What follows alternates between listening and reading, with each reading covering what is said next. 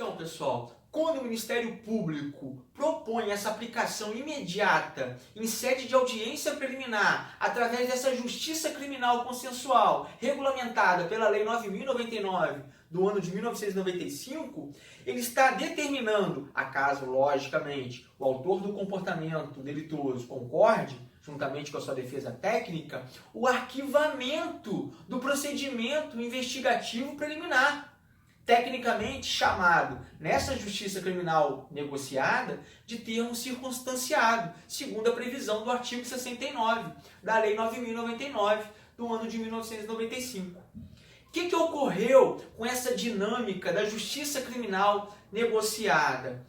Vocês devem ter em mente, eu explico para os senhores, já comentei isso em sala de aula, de forma presencial, a respeito da obrigatoriedade da ação penal. A obrigatoriedade da ação penal é um princípio correlato à ação penal, ou também denominado, esse princípio, como o princípio da legalidade da ação penal. Sempre que o titular da ação penal, o Ministério Público, portanto, tem em seu poder documentos hábeis a demonstrar a justa causa, a materialidade delitiva, indícios suficientes de autoria, ele deve oferecer denúncia. Essa era a dinâmica antes da Lei 9.099 de 95 entrar em vigor.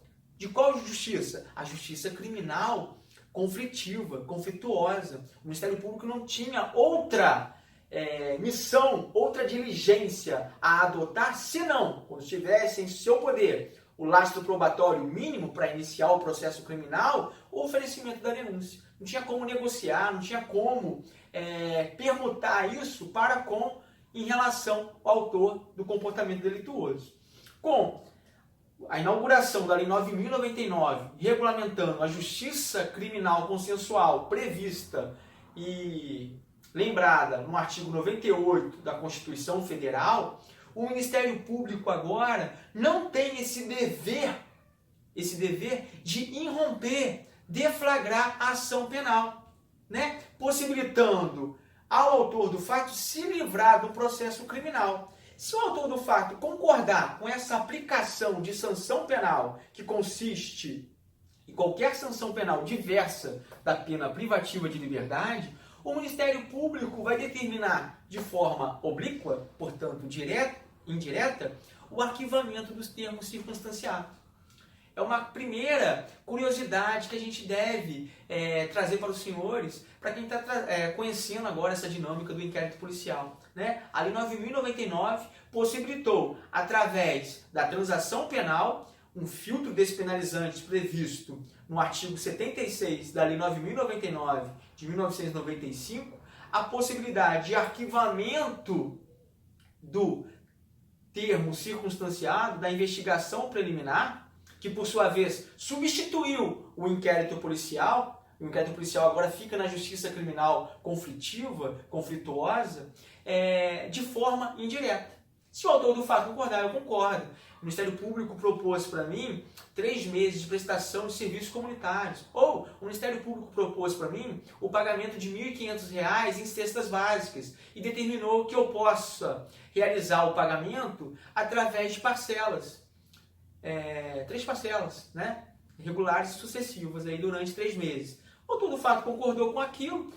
Por óbvio, após o seu cumprimento integral, cumprimento de quê? De forma integral? Dessa sanção penal, sem processo criminal propriamente dito, haverá o arquivamento desse procedimento investigativo preliminar, né? Dessa investigação preliminar que, na justiça criminal consensual, é denominada de termo circunstanciado.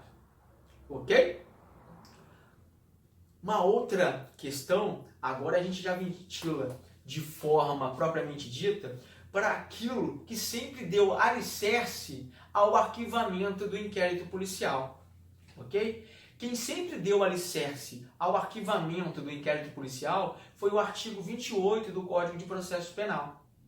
Quando, em seu poder, os autos do caderno investigativo, os autos do inquérito policial, o Ministério Público entendendo por qualquer razão que não houve a prática delituosa ou que o fato retratado na investigação preliminar é um fato atípico, ou que durante a investigação preliminar se constatou que houve uma causa extintiva de punibilidade, como por exemplo a prescrição, o Ministério Público não estaria obrigado a oferecer denúncia, né? Ele só está obrigado a oferecer denúncia quando ele perceber que não houve uma causa extintiva de punibilidade, que aquele comportamento é um comportamento delituoso e que há constatação mediante um ato investigativo por parte da autoridade policial no sentido de demonstrar a materialidade deste ato, bem como indícios suficientes de autoria. Aí ele teria, sim, a obrigação de oferecer denúncia.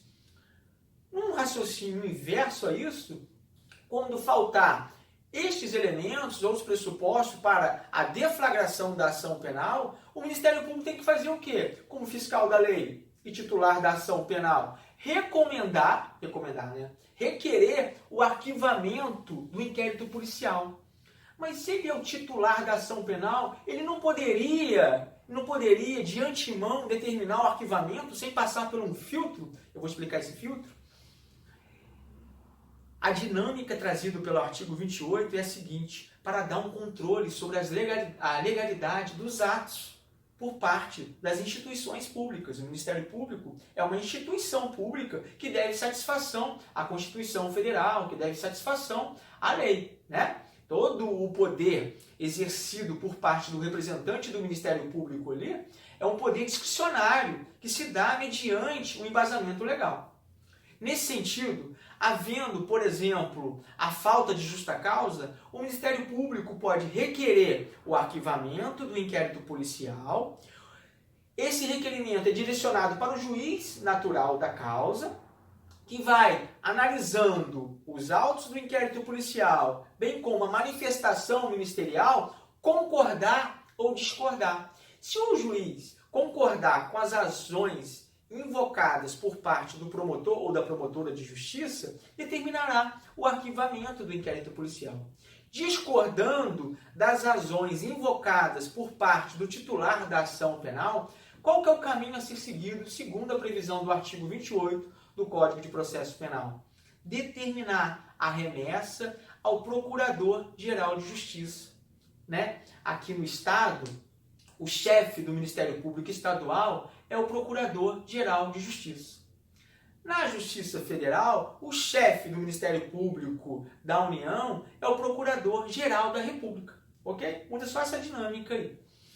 Se, por sua vez, chegando os autos no inquérito policial, a manifestação do promotor ou da promotora de justiça que atuam em primeira instância, bem como a discordância por parte do juiz natural, o Procurador-Geral da Justiça tem que operar da seguinte maneira: ele pode concordar com seu colega, que atua em primeiro grau de jurisdição, aonde determinará, sim, o arquivamento do inquérito policial. Pronto. Né? Daí porque, em razão de ser o Ministério Público titular da ação penal, fica a cargo do Ministério Público, sobretudo com um alicerce no sistema acusatório, determinar o arquivamento do inquérito policial. Perceberam? Se o promotor, que atua em primeira instância, requereu o arquivamento do inquérito policial, o juiz, por sua vez, como fiscal da lei, determinou o seguinte: não, eu não concordo com as razões invocados por parte do Ministério Público. Eu vislumbro, nesse caso, a justa causa. Como o juiz, né, não é o titular da ação penal, o que o artigo 28 do Código de Processo Penal previu? A determinação da remessa dos autos com a manifestação de todos para o Procurador-Geral de Justiça ou Procurador-Geral da República, chefe do Ministério Público Estadual, chefe do Ministério Público Federal, respectivamente. Procurador, concordando com seu colega que atua em primeira instância, determina o arquivamento. Sistema acusatório perfeito. Ok? Se o Procurador-Geral de Justiça discordar de seu colega que atua em primeiro grau de jurisdição, concordando, portanto, com o juiz, o que ele faz? Ele pode, se assim o desejar, oferecer denúncia. O Procurador-Geral de Justiça oferece denúncia.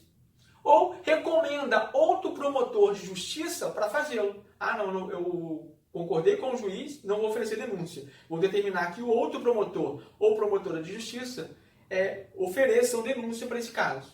Ok? Essa é a dinâmica.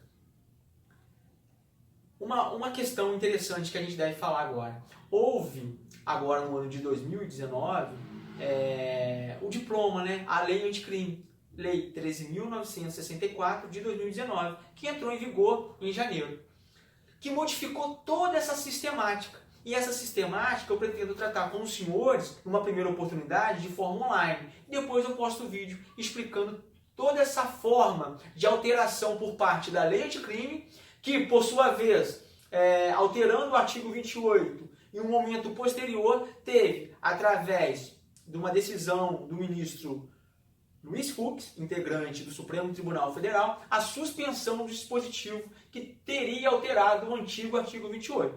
Vou explicar toda essa dinâmica no momento online com os senhores e depois eu posto o vídeo detalhando aquilo que eu falar no encontro. Ok? Obrigado pela atenção dos senhores. Nos vemos por aí.